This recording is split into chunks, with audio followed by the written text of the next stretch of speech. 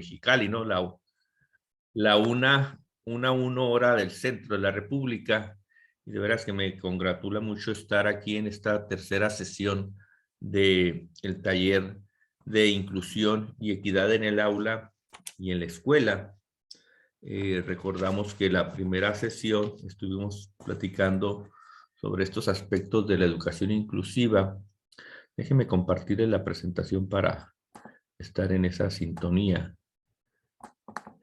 Y en la segunda sesión estuvimos platicando sobre las cuestiones de derechos humanos, cómo se viven en diferentes partes de la República y a lo largo y ancho, como decía, de América Latina, ¿no? Entonces, hoy cerramos, hoy de hecho la sesión dura nada más 1 hora y media porque al término del taller tenemos que reunirnos para la clausura del encuentro, ¿verdad? Este encuentro que ha dejado muchos aprendizajes. Los leo en el chat, ahí el maestro Javier los saluda. También ahí el maestro Daniel comparte el mismo deseo. También Cristal y Eric Trujillo están saludándonos en el chat. Bien, entonces les decía que en esta ocasión que tenemos de cerrar el taller, compartirlo.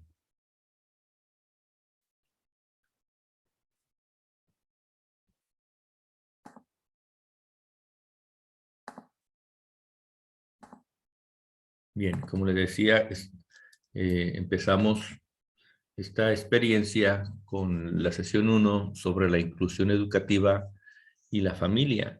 En la sesión 2, el día de ayer, la escuela ante los derechos humanos, y ya vivimos la experiencia de esta comunidad en las montañas de Perú, ¿verdad? Y esta realidad de las niñas y de su situación de cómo se accede a la escuela.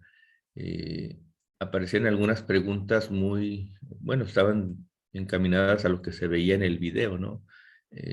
Sobre las cuestiones estadísticas que nos llaman la atención, ¿no? ¿Cuánto porcentaje hay de exclusión y cómo la misma familia, el padre de familia comenta que, pues, que es un gasto muy grande el que las mujeres vayan a estudiar, ¿no? Y que pueden correr el riesgo de salir embarazadas y puede también correr el riesgo de, pues, de una serie de cuestiones de abusos, ¿no? Entonces, por eso dices que no tendrían que estar yendo a estudiar. Y luego al inicio del video, cuando se ven las actitudes tanto del niño que expone ante sus compañeros y luego le toca a la niña exponer y su mismo lenguaje corporal menciona esta situación, ¿no? de exclusión y cómo no hacemos válido los derechos humanos. Ya lo platicábamos en ese muro virtual que veíamos y que escuchábamos algunos podcasts o que leíamos algunos textos, algunos artículos, eh, materiales ya impresos que abonan esto, el derecho humano a la educación. En algunos estudios de posgrado se implementan asignaturas y que a mí me llamaron la atención cuando los cursé, lo que es las teorías de la justicia.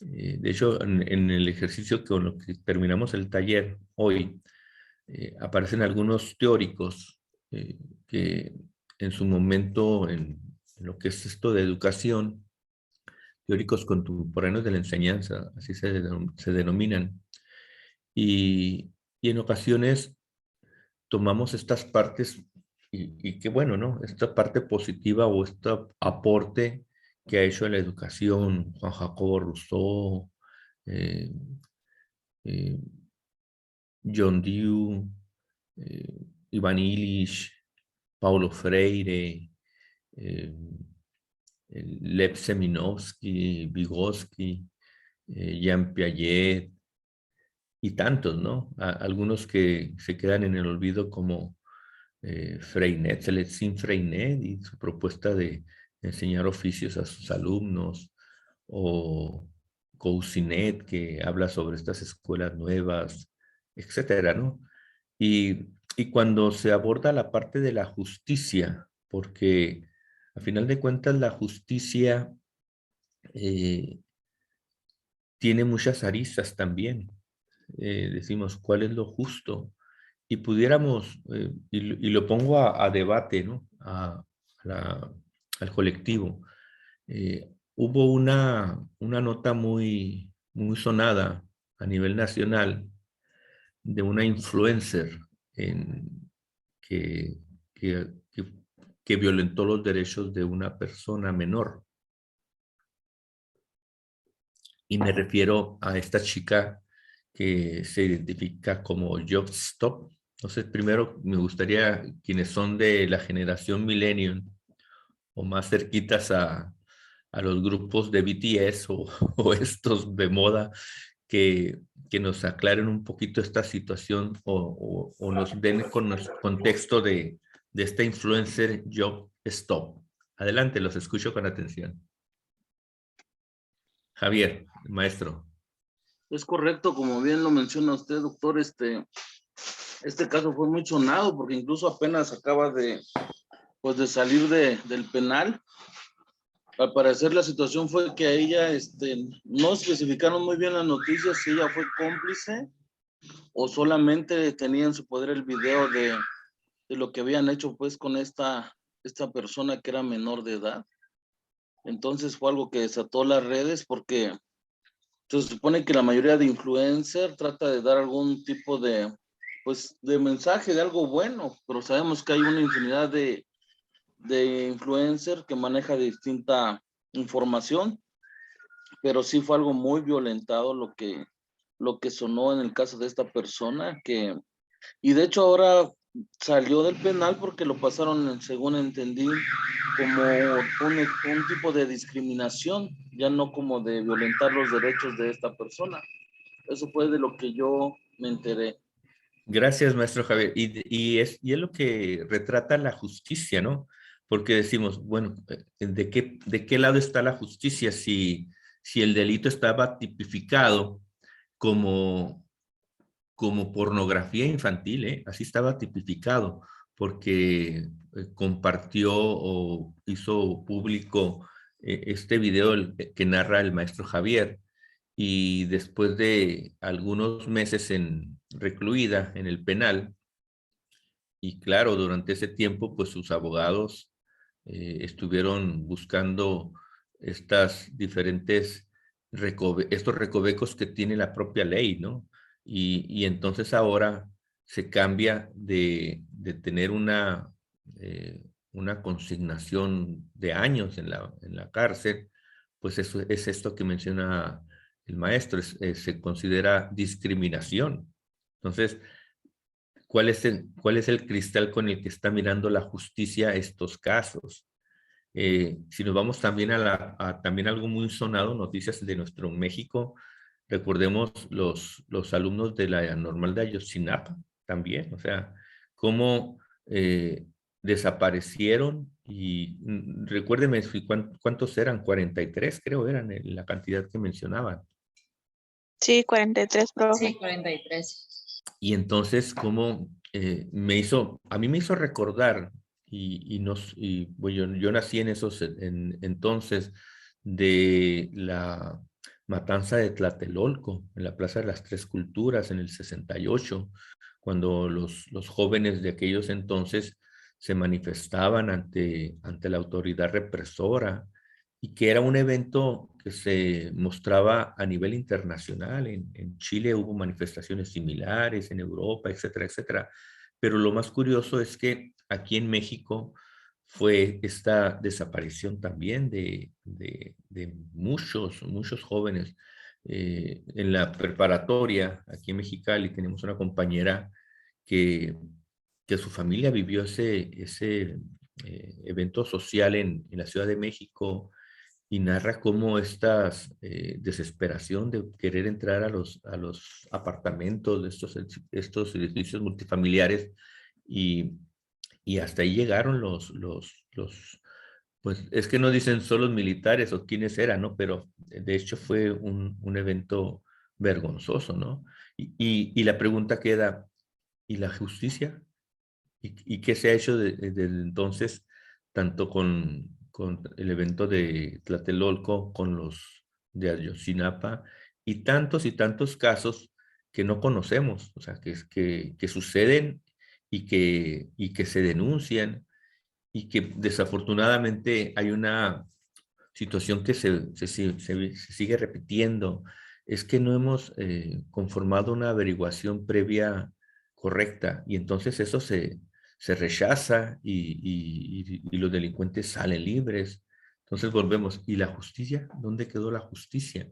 Entonces, por eso es importante primero visibilizar los derechos humanos como tal, después cómo se trabajan en la escuela. Y aquí tendríamos que estar analizando los siguientes aspectos. Ahorita voy a dejar de compartir la pantalla para que estemos en esta propuesta de dar respuesta a situaciones que se viven desde la escuela.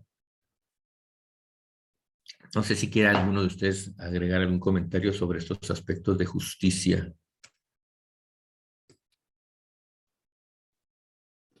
Los escuchamos con atención, quien guste participar.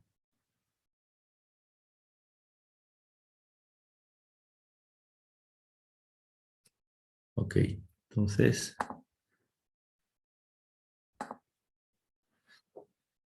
las preguntas que tendríamos que estar trabajando todos los días, como les decía, desde nuestras trincheras, desde nuestras aulas, desde las aulas nuestras de cada día, es primero, ¿qué valores trabajamos en la escuela? Y aquí tiene varias perspectivas, desde la perspectiva del directivo, desde la perspectiva del docente, el maestro frente a grupo, desde la perspectiva del padre de familia o desde la perspectiva del alumno. Entonces, todos estos aspectos se van matizando.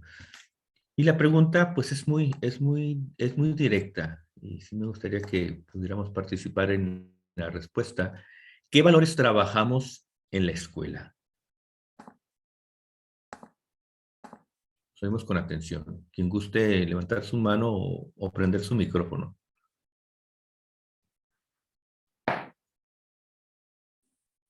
Bueno, buenas tardes. Adelante, maestro Fernando. Bueno, ahorita que comenta que realmente son varias aristas las que tiene, que se trabaja desde la familia, la escuela, el profesor, bueno, el equipo docente.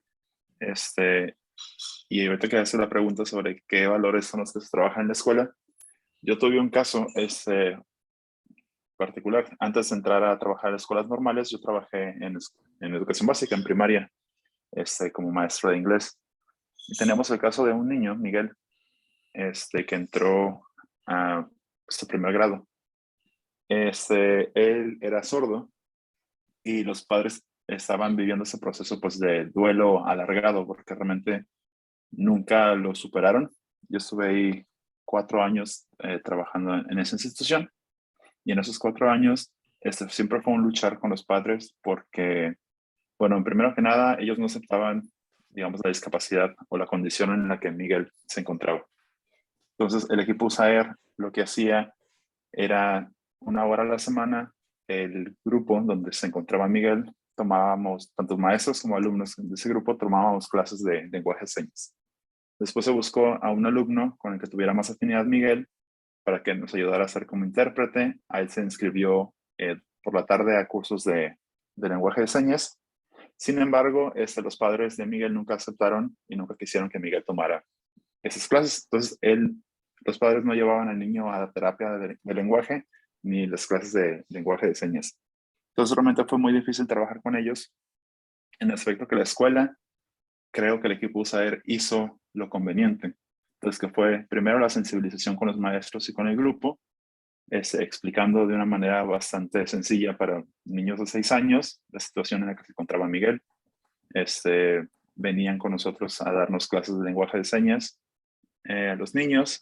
Sin embargo, fue la familia realmente el que puso pues el alto, ¿no? Entonces creo que ahí, como dice, que se enseña en la escuela, pues enseñamos eso, al final de cuentas la sensibilización y tratar de que haya un proceso de adaptación en el cual Miguel pues se vea, ¿no? Como uno a la par de sus compañeros, tratar de buscar la integración por parte de los compañeros, pero pues eso es a nivel escolar. Al final de cuentas sabemos que lo que se trabaja dentro del núcleo familiar, pues ya es muy difícil tratar de hacer cambiar a padres de familia.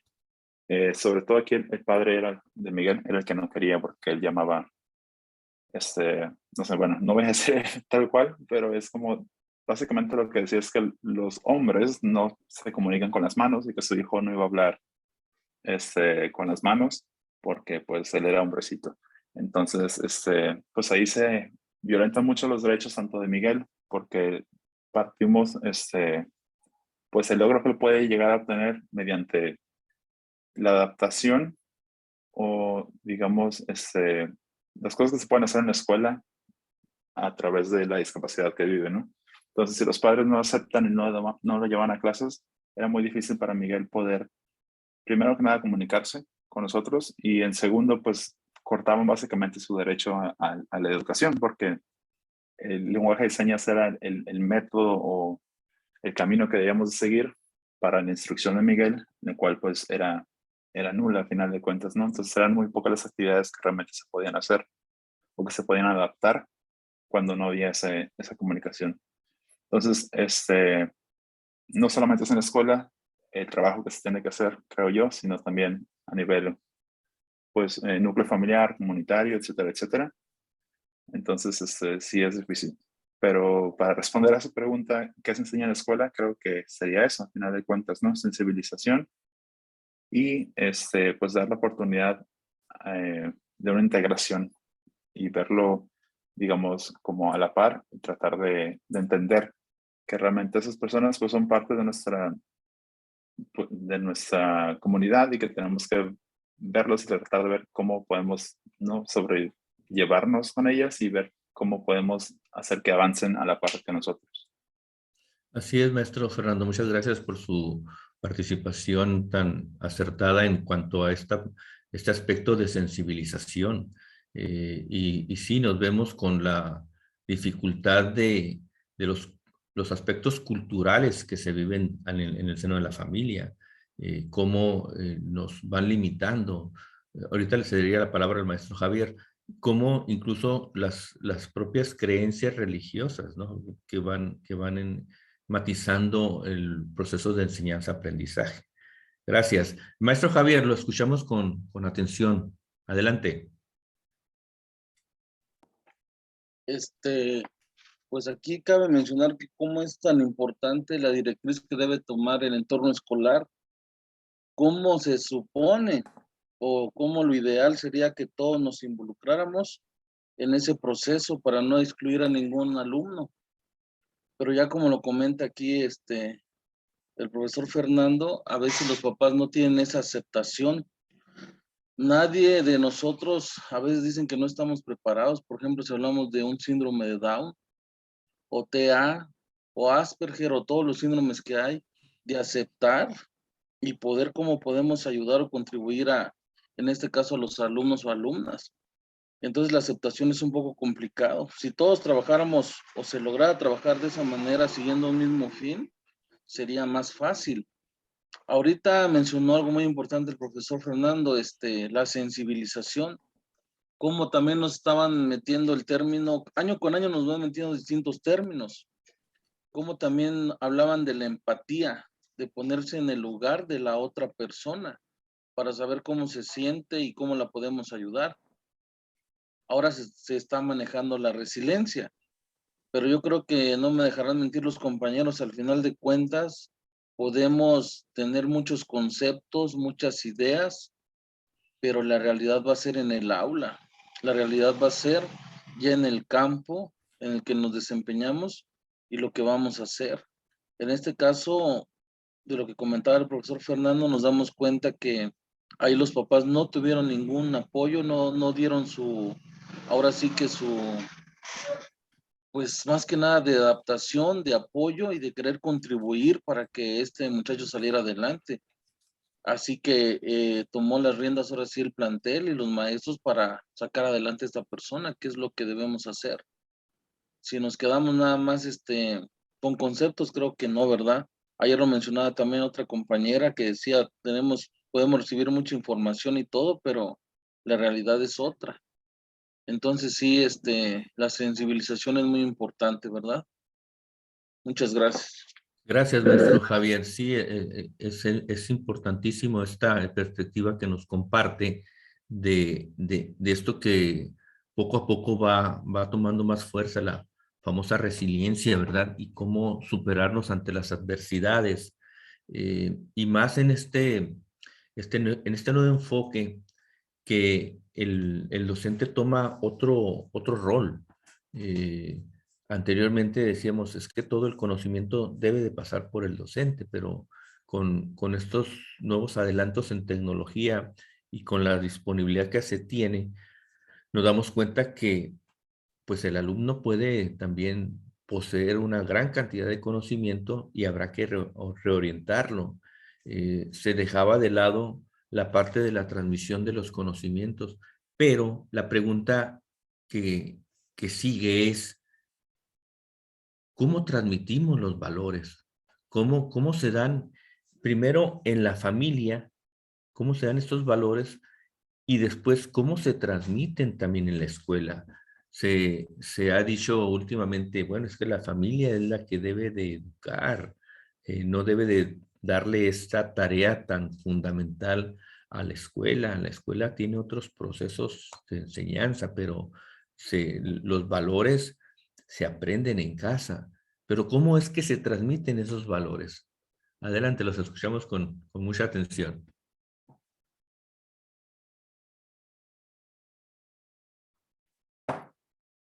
¿Cuál es la opinión de los alumnos en formación de estas licenciaturas? ¿Cómo se han transmitido los valores en sus familias?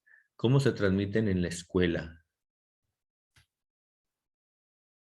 Adelante, Cristal Angélica, te escuchamos con mucha atención. Buenas tardes, maestro y compañeros. Pues yo creo que considerándonos los gestores de información hacia los alumnos, pues sería con el ejemplo, enseñando, creándolo como un hábito, el ser respetuosos, honestos, todos estos valores, ¿no? Y más que nada siento que con el ejemplo. Correcto. Es una realidad que el maestro debe de seguir siendo el ejemplo, ¿verdad? Recordamos que en las comunidades anteriores, en épocas anteriores, había tres figuras fundamentales en cada uno de estos contextos, que era el médico, el sacerdote y el maestro, ¿sí? Su palabra era ley. Entonces, con el paso de los años, esta imagen, creo que de los tres ha estado un poquito deteriorada, ¿no? Y habrá que recuperarla y habrá que seguir siendo ejemplo, sobre todo los maestros, quienes estamos todos los días en las aulas de clase.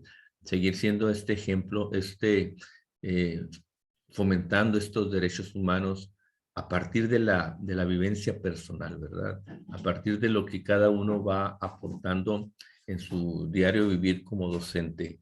Y la pregunta que queda todavía pendiente es, ¿cómo educar en valores? Qué complicado, ¿no? ¿Cómo educar en valores? Ya vimos el día de ayer el video de la Escuela del Silencio y cómo las niñas tenían que estar trabajando ya sea en el campo o cuidando las ovejas o haciendo algún tipo de prendas durante el día y no había esta oportunidad de mandarlas a la escuela porque estaba lejos, etcétera, etcétera. Escuchamos con mucha atención,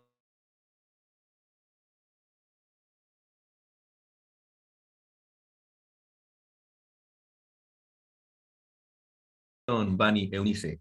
Adelante. Bueno, Adelante. a la pregunta 3 es, yo creo que con actividades y actividades donde puedan diferenciar cada valor y cómo lo hace único. Así es, o sea, estas actividades tendrían que estarse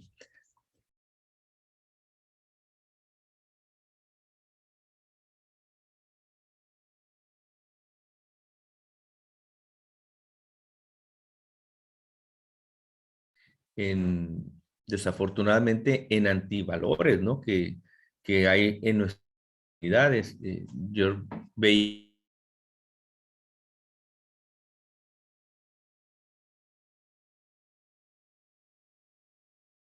estas series que hablan sobre narcos, sobre violencia y que se siguen enalteciendo, ¿no? Es decir, todavía la aspiración del niño es formar parte de un cartel, querer estar en esa situación de opulencia. Entonces, ¿cómo seguir educando en valores con esas actividades que nos menciona? Adelante, maestro Javier, lo escuchamos con mucha atención. Como se los planteaba yo el primer día del curso, el día miércoles, yo estudié allá por diversas necesidades en Saltillo, Coahuila. Entonces tuve la oportunidad de trabajar en un colegio católico. Y lo que hacíamos en ese momento, pues como colegio, su principal causa, pues es la armonía, es que exista el respeto a más no poder con sus alumnos y con padres. Lo que hacíamos, y yo creo que también he visto que en algunas escuelas públicas se hace, nosotros trabajábamos un valor cada mes, pero no nada más era de trabajarlo, decir, pues ya hice mis letras con FOMI, que diga respeto, y para cuando ellos vean la palabra respeto, no, sino que teníamos información. Y precisamente, bueno, cabe resaltar que no se puede comparar una educación particular con pública, desgraciadamente. Esa es la realidad. Entonces, había una materia que se llamaba formación de valores, exclusivamente, que se le daba media hora todos los días a los alumnos. Entonces trabajábamos un valor cada mes y se explicaba ese valor, en qué consistía, las acciones que se debían hacer para que se concretara ese valor, cómo se debía trabajar en casa ese valor, en los honores se manejaba el valor, o sea, todo fluía ese mes en base a ese valor. Y teníamos que tener actividades, como ya lo mencionaba ahorita una compañera, de ese valor. O sea, ¿qué estás trabajando con el valor del respeto? No, pues que entre compañeros que no se llevan, tratar de que haya una armonía y que vean sus diferencias y que se fomente el respeto en el aula. Muy bien. Y después, aunado a eso de trabajar en esas materias, mencionábamos algo que era escuela para padres. La escuela para padres también se manejaba una vez al mes, en la que asistían ellos y se abordaban temas de interés precisamente para rescatar los valores. Claro, la ausencia no era la que queríamos nosotros por el trabajo y todo eso, pero veíamos que los papás o los padres que llegaban sí se daban el tiempo y reconocían que eran actividades buenas precisamente para que los alumnos no cayeran en, pues como ahorita que tenemos el uso del celular, la tablet, videojuegos y todo eso que en lugar de construir los destruye. Esa era la manera en que nosotros trabajábamos en ese colegio, ¿verdad? Y creo que sí daba muchos frutos porque se lograba que los alumnos convivieran en base a los rasgos que quería el colegio, ¿verdad? Gracias. Gracias, maestro Javier. Muy acertada su participación como la de todos sus compañeros. Y sí es cierto que en ciclos anteriores se manejaba este calendario de valores en donde incluso nos sugerían actividades y se marcaba mes tras mes un valor a trabajar. Por alguna razón se dejaron de editar estos materiales y estos apoyos para el docente y habría que hacer uso de nuestro repertorio de actividades que año con año íbamos trabajando y entonces, pero no dejar de lado el seguir educando en valores con estas referencias que nos mencionan y sobre todo el seguir siendo seguir siendo ejemplo ante nuestros alumnos que desafortunadamente vienen en muchos de los casos de contextos muy violentos, de contextos abandonados. Aquí en frontera se viven experiencias de familias enteras que son deportadas y que buscan en la educación, en el sistema educativo mexicano, esta otra oportunidad de hacer valer su derecho a la educación. Por eso decía, ¿y dónde queda la justicia? ¿Dónde quedan estos postulados de Rousseau, de Diu, de Makarenko, etcétera, etcétera, ¿no? En donde se tiene que volver a lo fundamental, se tiene que volver a pensar que el centro de todo proceso educativo es el alumno. Bien, fíjense que se ha hablado mucho y hemos hablado mucho en diferentes foros, escenarios sobre los derechos humanos y a mí me gustaría saber en qué nivel estaríamos en esta parte de los derechos humanos. De hecho, la actividad que sigue tiene que ver con una aplicación muy recurrida en estos tiempos de pandemia y que se puede seguir utilizando. No sé si alguien más quisiera hacer otra participación, si no, entraríamos a la actividad que les comento de trabajar este conocimiento de los derechos humanos. Hay una autora de nombre Amartya Sen que sostiene que la diversidad humana no es una compilación secundaria a ser ignorada o introducida posteriormente, sino que es un aspecto fundamental de nuestro interés en la equidad. Y es por eso que en la diversidad se encuentra la riqueza de las ideas de los sujetos con la finalidad principal de construir juntos un mundo más habitable. Recordemos en este primer ejercicio del taller, cuando se crea la nube de palabras y que aparecen los términos de diversidad, de equidad, ok, me dice el maestro Javier si puedo poner en el chat los nombres de autores para investigar. Ah, correcto, muy bien. Una de ellas, de hecho, el día de ayer les comentaba que dentro de toda esta propuesta hay dos autores que en lo personal a mí me cautivan, ¿no? Uno de ellos es de apellido Ainskov, el otro es de apellido Sheita, y el que estoy narrando ahorita es Amartya Sen. Esos son los tres teóricos que se están refiriendo constantemente en cuestiones de equidad, de inclusión.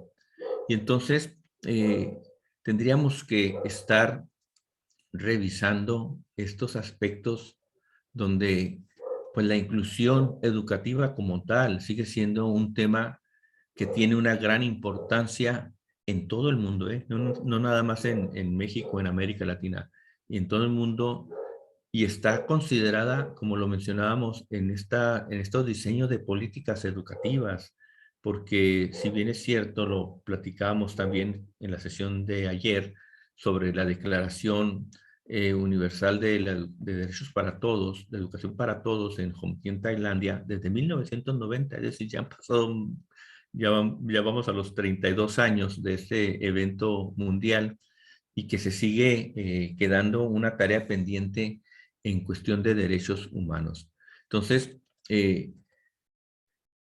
también lo comentábamos que en esta creación desde 1945 de las Naciones Unidas para la educación y que se estaba intentando garantizar el respeto universal de la justicia, la supremacía de la ley y los derechos humanos y las libertades fundamentales que la misma Carta de Naciones Unidas lo establece. Y efectivamente han transcurrido más de 8 décadas y el objetivo medular sigue siendo un asunto pendiente, ya que no se ha logrado consolidar en su totalidad. Es cierto, se han potenciado otros en los últimos años el trabajo para otorgar el principio de igualdad de oportunidades en la educación. Pero incluso hay quienes generan este otro debate. ¿Será conveniente hablar de igualdad o será conveniente hablar de equidad? Y hacer un poquito de memoria que a partir de la década de los 90, perdón, fue cuando se presentó un incremento en la implementación de estas acciones estratégicas con el objetivo de incentivar el ingreso a la educación de todos los sectores sociales sin hacer distinción alguna. Ya lo platicaba en sus trabajos Jacques Delors, en este maravilloso material de la educación encierra un tesoro, autores como Carneiro, como Horkheimer, como Sabané, etcétera, etcétera, que entendían ya la inclusión y trataban de evitar estos conflictos, estas confusiones.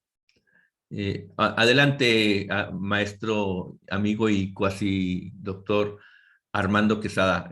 Tiene uso de la voz. Lo escuchamos con mucha atención.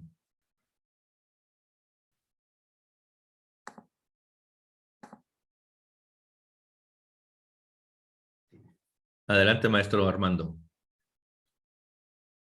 Perdón, es que tenía apagado el micrófono. Ahora sí.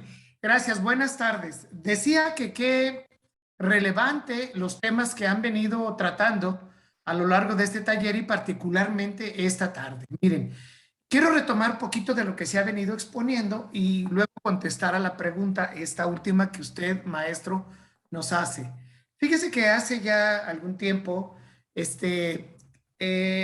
elaboré una especie de proyecto de investigación que tenía que ver en cómo educar en la cultura de los derechos humanos.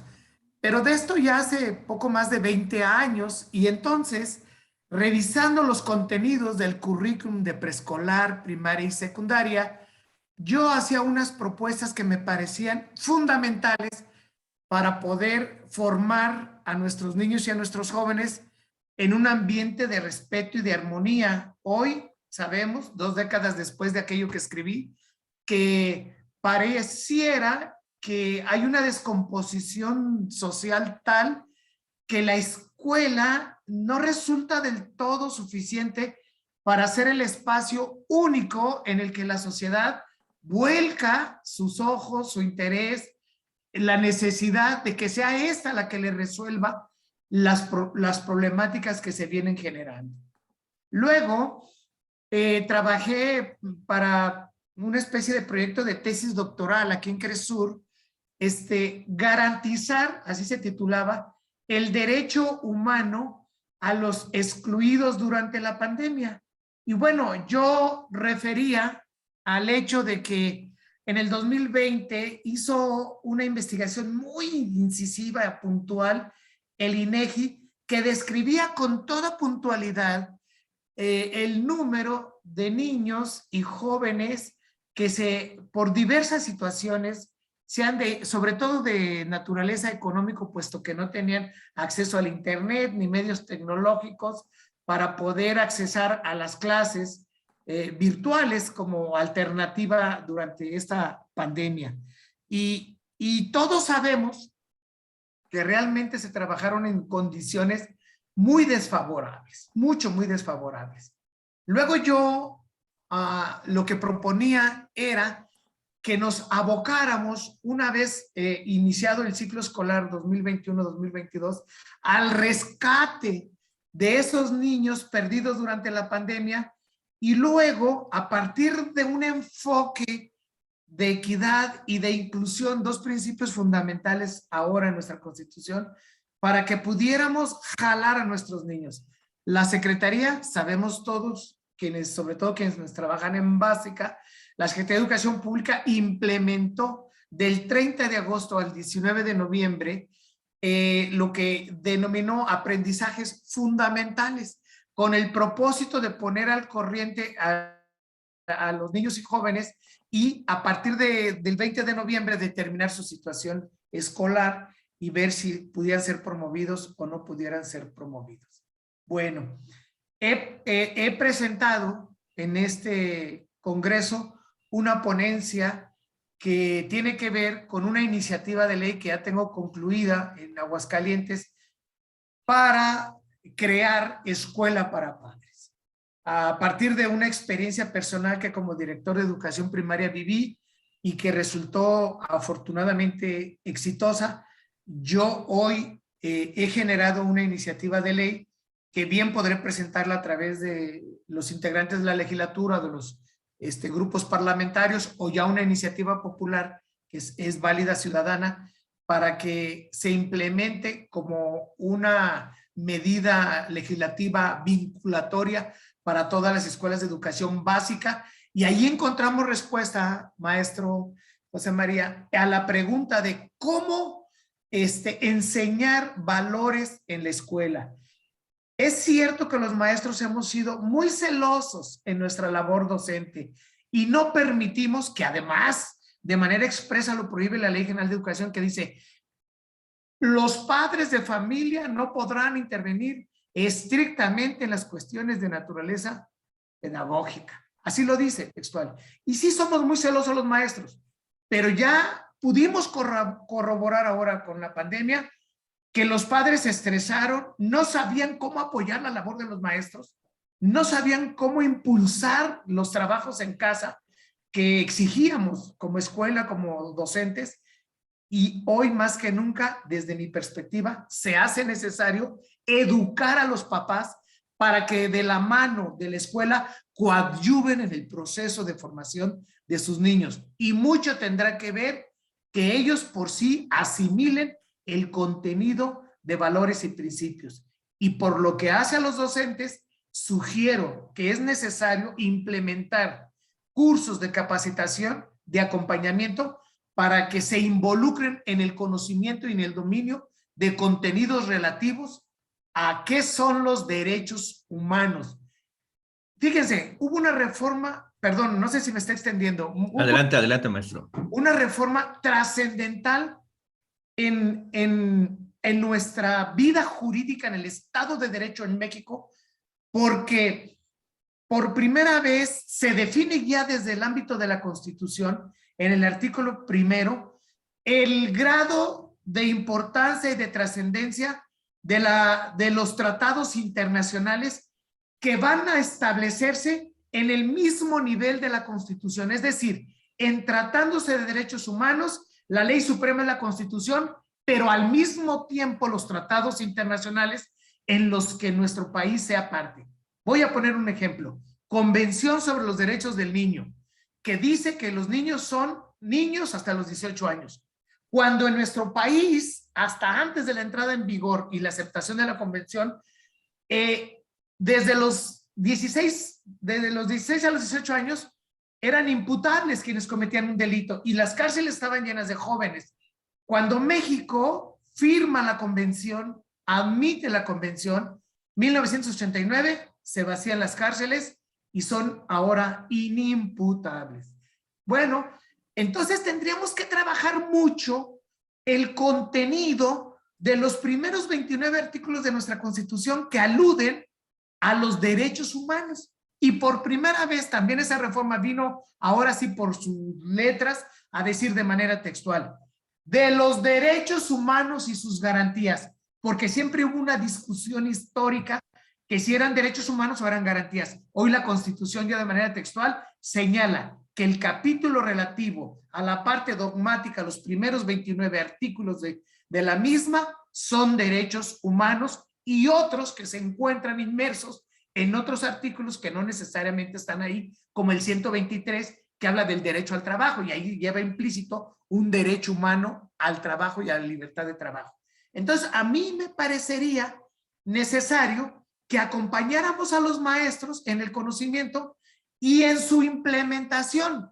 ¿Para qué? Pues para construir, generar y formar ciudadanos de bien que vengan a sanear la sociedad, los rescatemos de las entrañas de la delincuencia, de las adicciones, y la escuela cumpla pues con esa función social. Y de la mano de los padres de familia, respetando los espacios propios del trabajo docente, pero sin ellos difícilmente puede. Hoy está demostrado, la India, Finlandia, Estados Unidos, Inglaterra, que las escuelas de padres funcionan y funcionan bien.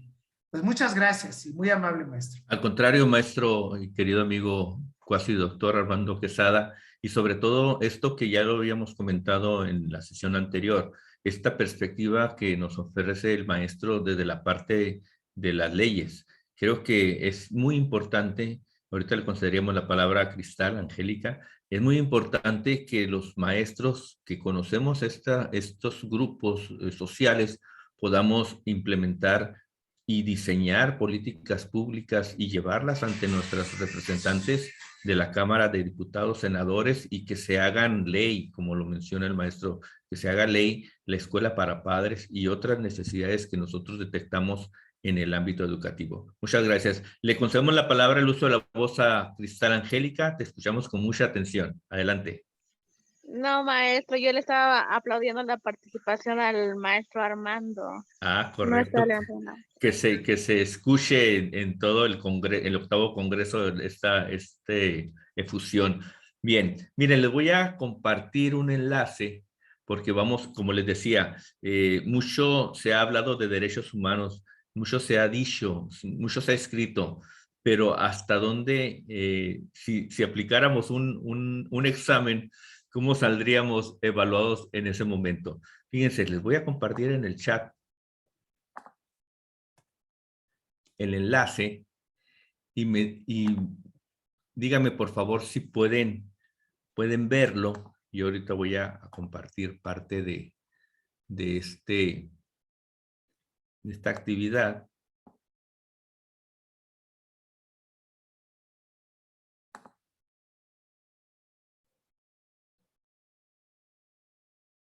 Me indican por favor si ya pueden verlo, ya pudieron entrar.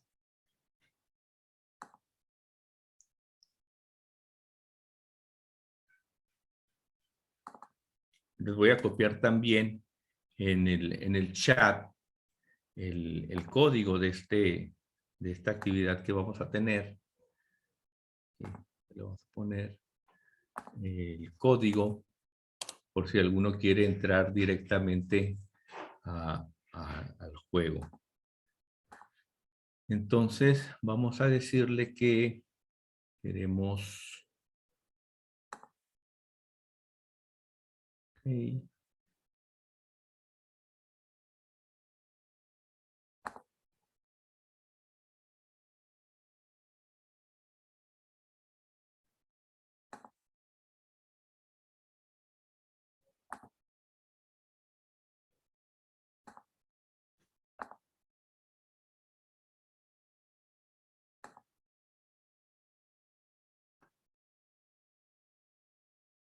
Bien, entonces...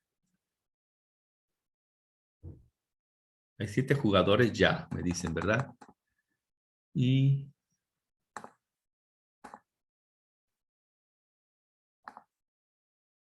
entonces vamos a...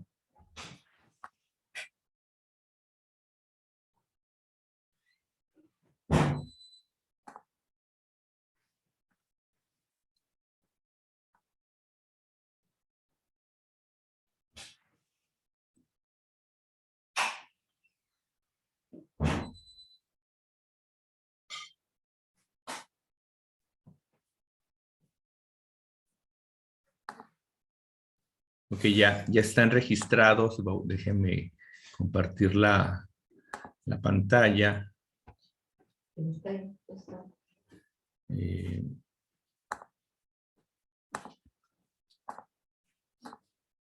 Vamos a compartirla.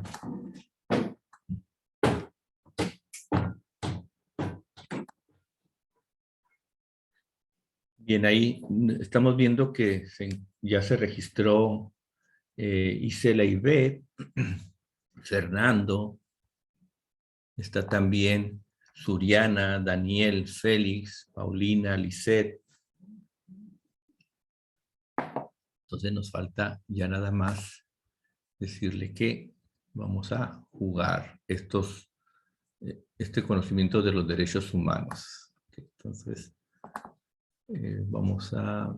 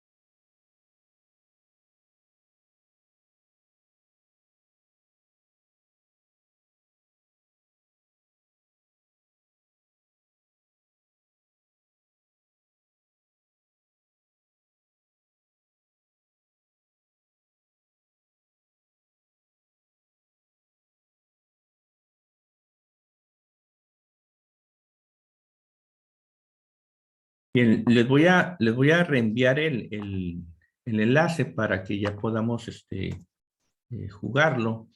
Si me hacen el favor en reingresar a este nuevo enlace y el código que estaríamos presentando es el siguiente.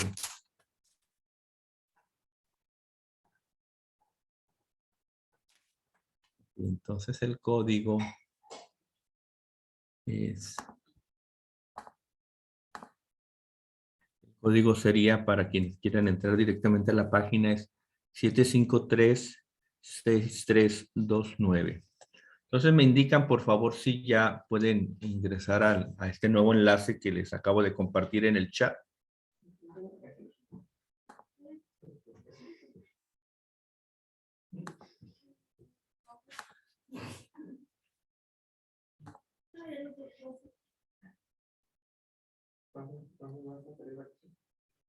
Bien, ya veo a Fernando, a Daniel. Voy a compartir la pantalla para que lo estemos viendo todos. Bien.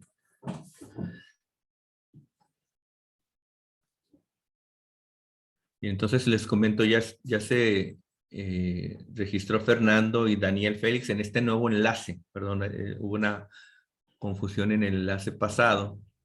Entonces sí me gustaría que se fueran incorporando a esta nueva dirección para la actividad de los derechos humanos. No sé si tengan alguna complicación quienes están reiniciando. Lo pueden escribir por el chat, lo pueden decir prendiendo su micrófono. Hasta el momento tengo a Fernando y a Daniel Félix en la actividad. Esperamos unos minutitos para que se incorporen el resto de los compañeros. Ahí Saraí Jiménez ya ingresó, muchas gracias. Continuamos sigan incorporándose a la actividad, por favor, de esta tercera sesión del taller de inclusión y equidad en el aula y en la escuela. Hemos estado compartiendo estas respuestas sobre qué valores trabajamos en la escuela, cómo los transmitimos, cómo educar en valores. Ya se presentó una propuesta de iniciativa de ley. Valeria ya se acaba de incorporar. Ya vimos el video de la escuela del silencio y la situación que se presenta en algunas comunidades, muy similar a la vivida en nuestro territorio nacional. Siguen las preguntas de cómo enseñan los derechos humanos en la escuela, los derechos humanos en el currículum, cómo incluir estos derechos humanos. Déjenme revisar el chat, un mensaje. Así es, Daniel nos está mandando la referencia. Hay que ingresar a kahoot.it e ingresar el código 753-6329. Comenta Carla, que tiene una dificultad para ingresar. Ya ingresó Valeria, está Fernando, Saraí. Y sí me gustaría que estuviéramos la mayoría para que podamos interactuar en estas interrogantes de derechos humanos y ver cómo va nuestro conocimiento. Nada más es cuestión de, como mencionó Daniel Félix, ingresar la dirección de Kahoot. Ok, Miguel Ángel ya se incorpora. Somos 5 de los que estamos, alrededor de 22, 23. Déjenme seguir revisando el chat. Y también el maestro Fernando aporta que pueden intentar entrar desde el celular o tablet en vez de la computadora. Quizás así puedan, sí. Sería necesario tener la aplicación instalada en sus celulares, ¿verdad? En su tablet. Bien, ya vamos 7, vamos incrementando, perfecto. Vani Ávila ya se incorporó. Recordar que esta sesión concluye a la 1:30 por la cuestión de incorporarnos a la ceremonia de clausura. Bien, entonces, ustedes me dicen en el chat si empezamos con la primera de los cuestionamientos en cuestión de derechos humanos. Son muy poquitas preguntas, no hay que complicarnos tanto. Son escasas 11 preguntitas con opción múltiple, así que no hay ninguna complicación en ello. Bueno, si me especifican en el chat, si podemos empezar con la actividad.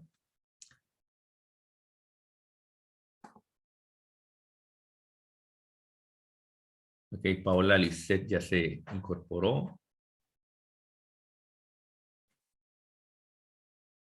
Paulina Lisset, perdón, ya se incorporó. Ok, bien, entonces le vamos a dar a esta estrategia didáctica que diseñé para esta sesión 3 del taller y creo que comenzamos. Los derechos humanos, ahí se fue una de más. 3, 2, 1.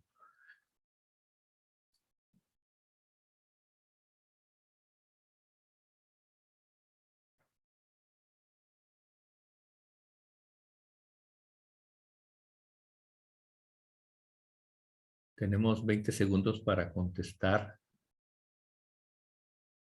cada uno de los interrogantes.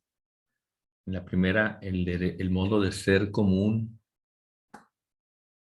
de todos los hombres, la común humanidad es una definición de, ok, ya 6 contestaron correctamente, la naturaleza humana, el modo de ser común de todos los hombres, la común humanidad es una definición de la naturaleza humana. Vamos a la número 2.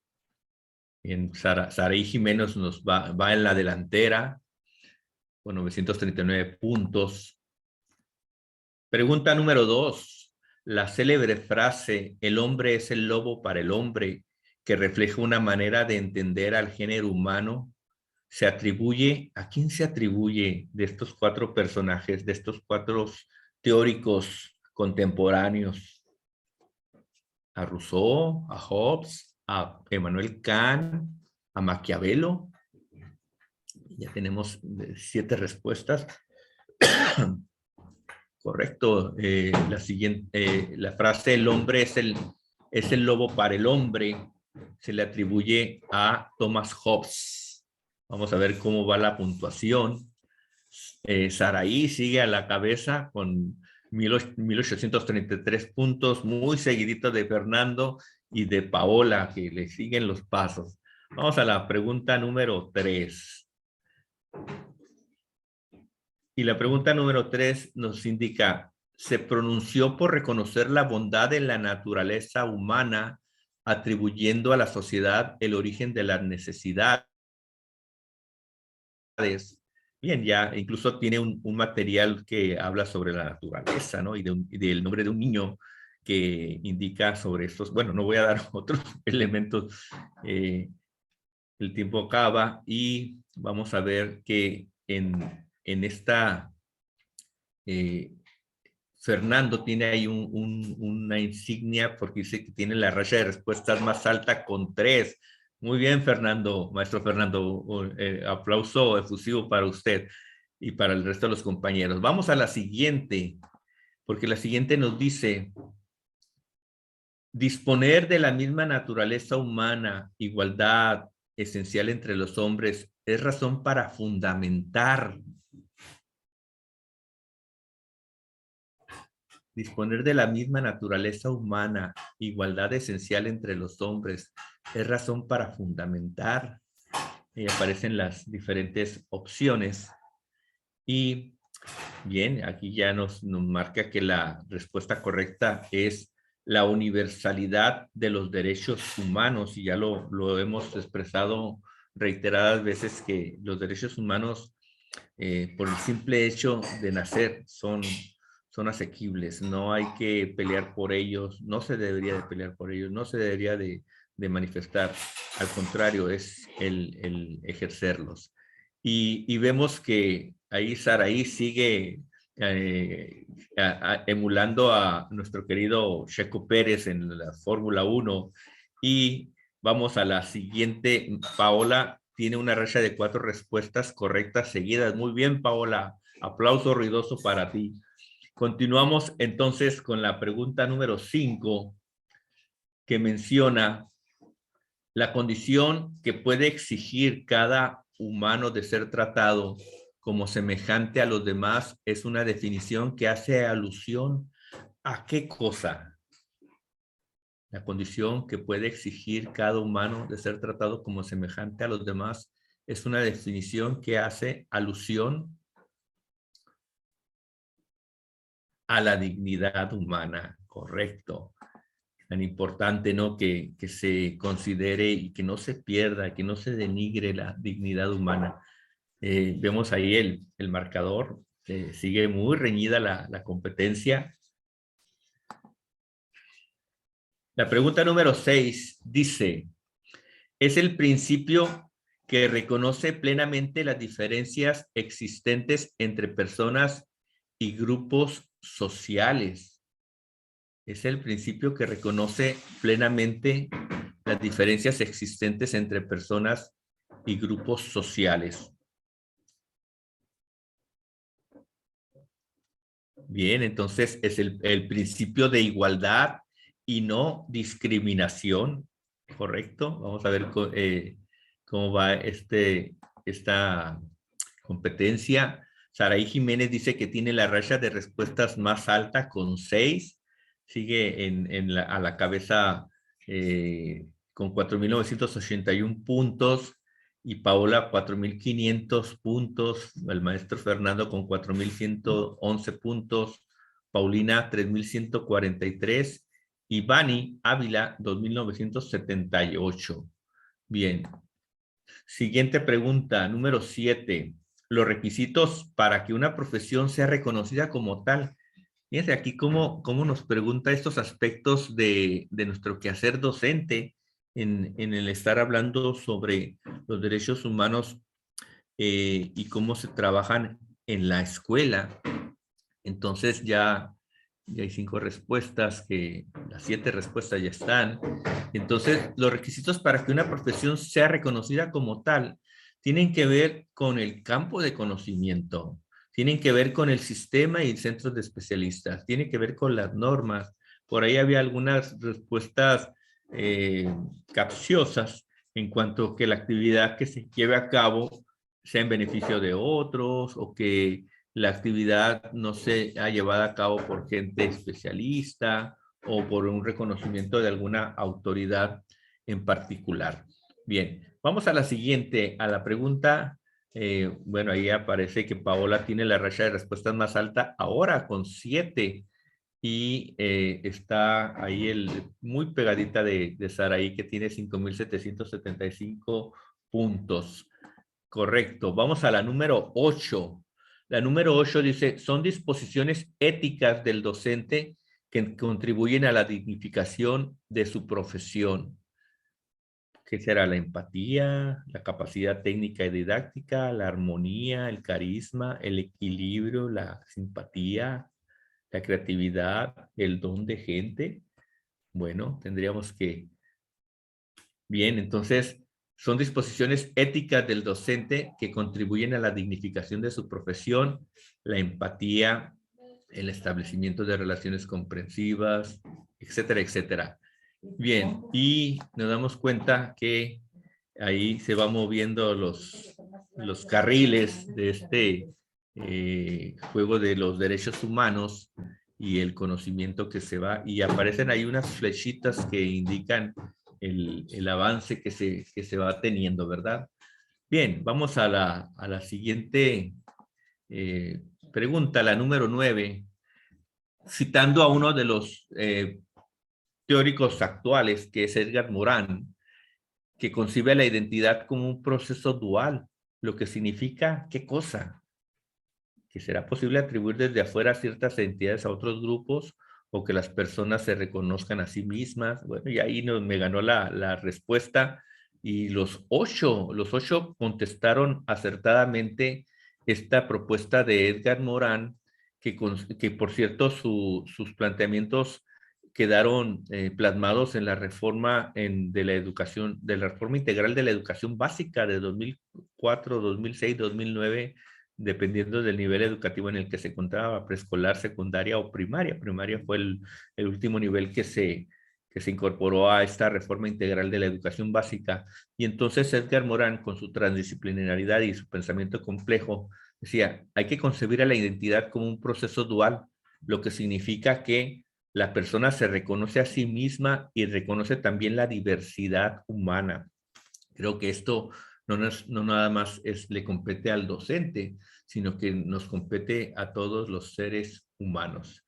Y vamos a la pregunta siguiente, no sin antes ver que ahí se siguen moviendo los carriles y vemos que Saraí Jiménez tiene la racha de respuestas más alta con 9. Muy bien, Saraí. Excelente, excelente. Déjeme ver aquí el chat.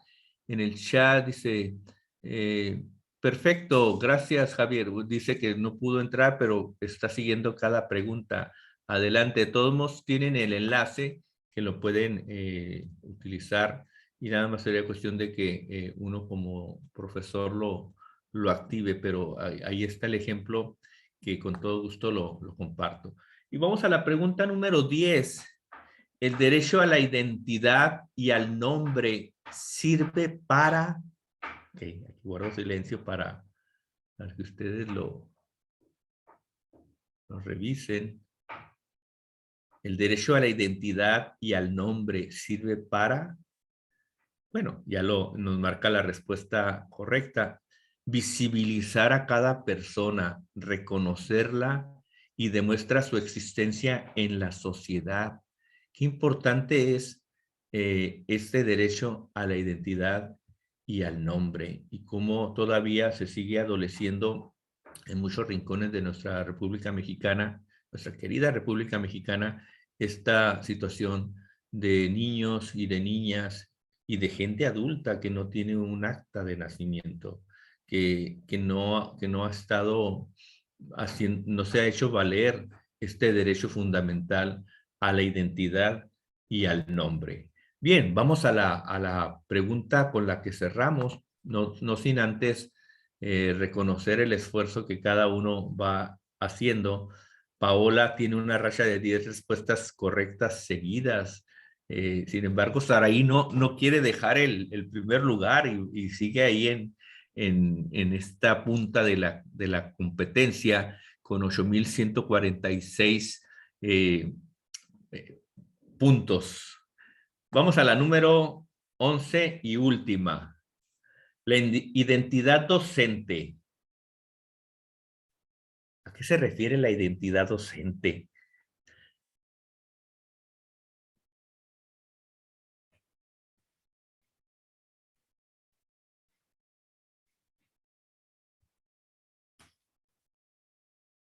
Y ya están las 7 respuestas. Y aquí se dividió un poquito la contestación, porque unos mencionaban que era incluir el nombre, la fecha de nacimiento, el sexo y la nacionalidad. Otros decían que se adquiere en las aulas de formación magisterial y permanece siempre. En una tercera opción que ahí se me dificulta por el color que maneja, ¿no? Y la respuesta correcta hace referencia a que la identidad docente es el producto de procesos individuales de interiorización de procesos colectivos. Entonces, esto es lo que nos va haciendo diferentes de otras profesiones. Creo que es una de las profesiones maravillosas que tenemos que trabajar con una materia prima tan valiosa como es el ser humano, y como tal se tiene que estar haciendo valer y respetar los derechos que tiene. Ya el maestro casi doctor Armando Quesada nos lo marcó como tal, estos aspectos legales que están marcados en nuestra Carta Magna. Y bueno, vamos a ver, los derechos humanos gana en tercer lugar Paulina Lisset. Un aplauso ruidoso, por favor, para Paulina Lisset. En segundo lugar, Paola. Y en primer lugar, y ahí aparece el reflector y toda la celebración para Saraí Jiménez con 9,011 puntos.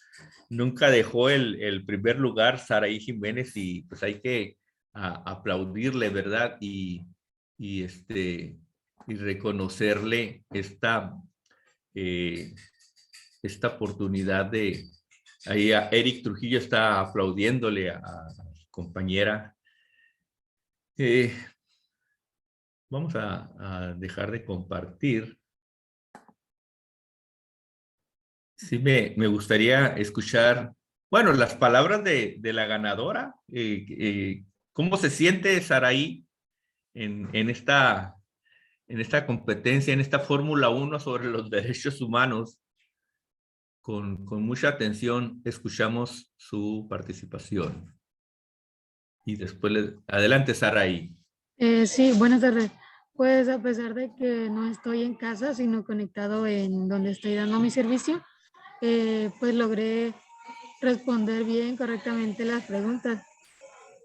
¿Cuál fue tu estrategia, Saraí? A ver, compártela Por para... ejemplo, por ejemplo, habían preguntas que sí eran un poco obvias.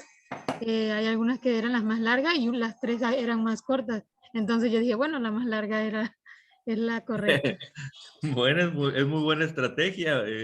Como decía uno de mis hijos cuando orientaba a su hermana, siempre la respuesta es la B. Bueno, no sé si siempre sea la respuesta B.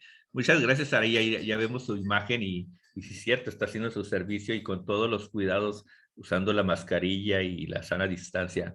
Felicidades, aplauso ruidoso para Saraí. En segundo lugar quedó A ver, recuérdeme, ¿quién quedó en segundo lugar? Paola, creo que quedó, ¿verdad?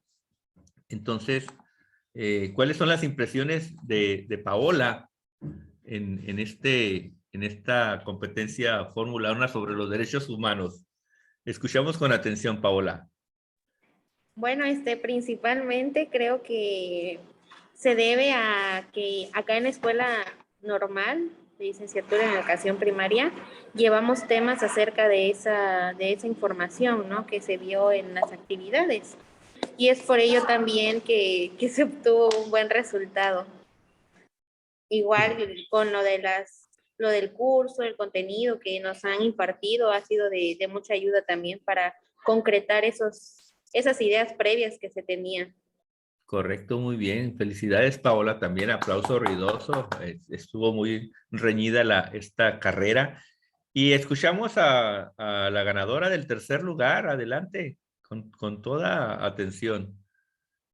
Y queremos, Paulina, adelante. ¿Sí? ¿Sí? Buenas tardes. Pues igual me pareció una actividad bastante innovadora, muy motivadora igual. Y pues por las preguntas igual fui leyendo cada una, interpretándolo, ¿no?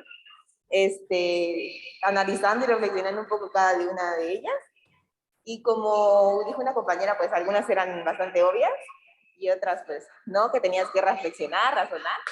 Entonces sí me pareció una actividad bastante interesante, bastante dinámica y pues estaría muy bueno implementarlo, ¿no? Ya nosotros como profesionales y como docentes en un aula de clases, en otras cuestiones, ¿no? Educativas.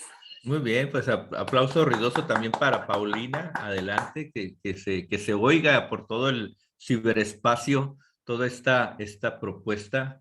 Y déjeme, vamos ya cerrando esta sesión, diciéndoles que, bueno, hemos hecho este recorrido por el taller de inclusión y equidad en el aula y en la escuela.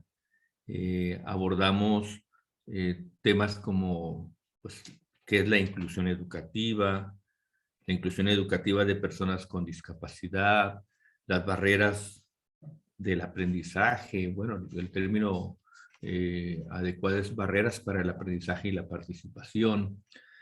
Abordamos estas características o indicadores que se posee, cómo puede atenderse la educación inclusiva, la inclusión educativa, qué conceptos caracterizan a cada apartado y qué diferencias había, las aportaciones que hicieron puntualmente cada uno de ustedes en cuanto a las diferencias entre inclusión e integración.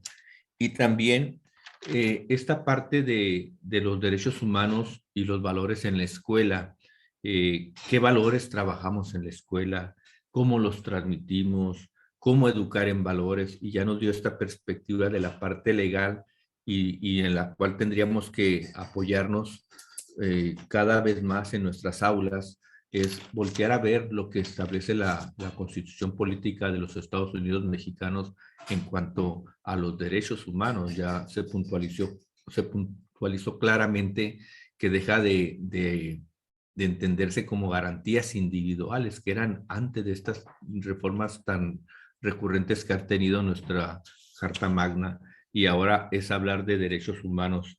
Pero la pregunta que se sigue contestando, ¿cómo enseñan los derechos humanos en la escuela? ¿Cómo incluir los derechos humanos en nuestra práctica diaria? Ya se habló de este ejemplo que se tiene que seguir, de ser transmisor de valores, de vivir los valores. También de estos derechos de las personas que a veces se generan en dilemas morales.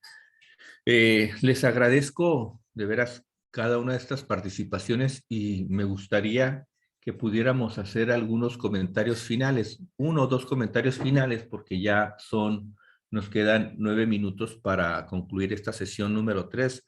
Recordarles que la evidencia de desempeño es la entrega de este ensayo con la introducción, con un desarrollo, con conclusiones, y que pudieran cumplir con estas 4 cuartillas o 5 cuartillas no olvidar la portada, no olvidar el área de referencias. Sí me gustaría que pudiéramos cerrar con 2 de sus participaciones. Los escuchamos con mucha atención. Quien guste.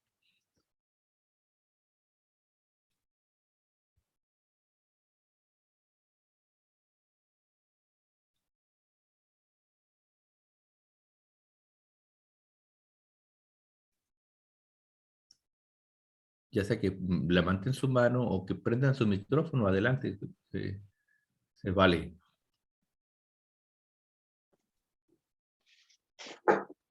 Pues nada más agradecerle, doctor, por el taller que se impartió en estos 3 días. Es un tema muy importante para nosotros como docentes, por los nuevos retos y desafíos y los fines de la educación que está buscando ahora sí el sistema educativo en mejora de la misma. De nueva cuenta agradecer y felicitar a mis compañeros que aunque no nos conocemos ahora sí que de manera presencial, sino virtual, seguirlos invitando a que nos sigamos preparando, porque toda esta formación y actualización que vamos teniendo es lo que hace que nosotros como docentes podamos sacar adelante ese trabajo tan bonito que es la docencia. Muchas gracias y saludos a todos y que Dios los bendiga. Gracias. Muchas gracias, maestro Javier, con cada una de sus participaciones tan acertadas y motivadoras y sobre todo esta función que nos toca desempeñar dentro de la sociedad. Recordemos esta figura del docente que hay que recuperar con nuestro trabajo diario. Me gustaría escuchar otra participación para ya dar por concluido, siendo ya a escasos 5 minutos de incorporarnos a la clausura de este 8º Congreso de Educación Inclusiva y Familia. ¿Quién quiere hablarnos sobre esto que se vivió? Adelante, Cristal, Angélica, escuchamos con mucha atención. Pues igual como dice el maestro Javier, muchas gracias a usted. Pues el curso fue muy entretenido, divertido y pues lleno de información, ¿verdad? No fue un curso donde el maestro solo estaba hablando, todos convivimos, platicamos, aportamos y creo que eso es lo mejor de este tipo de cursos y pues gracias a usted y a los demás. Muchas gracias, Cristal, Angélica, por todas estas participaciones que realmente pues estuvimos siendo motivados, ¿no? Y cada quien tomando el rol que nos toca desempeñar en este momento. Les agradezco enormemente a cada uno de ustedes su asistencia, su participación. Ahí están mis datos, mi nombre, José María Contreras González, mi correo electrónico, la institución en donde laboro, desde acá, desde la ciudad de Mexicali, Baja California. Decimos nosotros que es la ciudad que capturó al sol. Cuando gusten pueden visitarnos y serán bienvenidos. Y nuevamente, gracias por cada una de las aportaciones que se dieron en este taller de inclusión y equidad en el aula y en la escuela. Nos estaríamos viendo en otros eventos, ojalá que podamos coincidir. Hasta luego. Los invito a dos cosas, enviar el ensayo ahí en la plataforma donde está el enlace de ensayo, abajito de donde está el enlace de Zoom. Y segundo, incorporarnos a la ceremonia de clausura. Gracias a todos. Profesor. Adelante, escucho con atención. Mekchun, adelante. Payo Pérez. ¿Cuándo sería, hasta cuándo sería el ensayo? Creo que tenemos todavía una semana más para entregarlo, pero como les decía, son 10 días, nos comenta ahí Javier en el chat.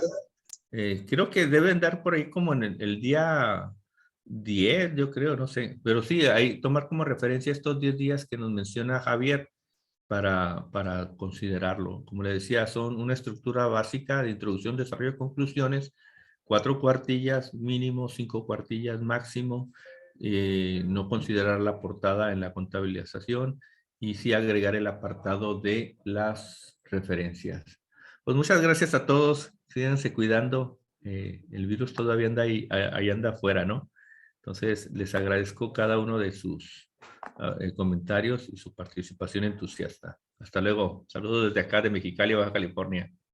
Muchas gracias, profe. Hasta luego, Saludos. gracias. Bye.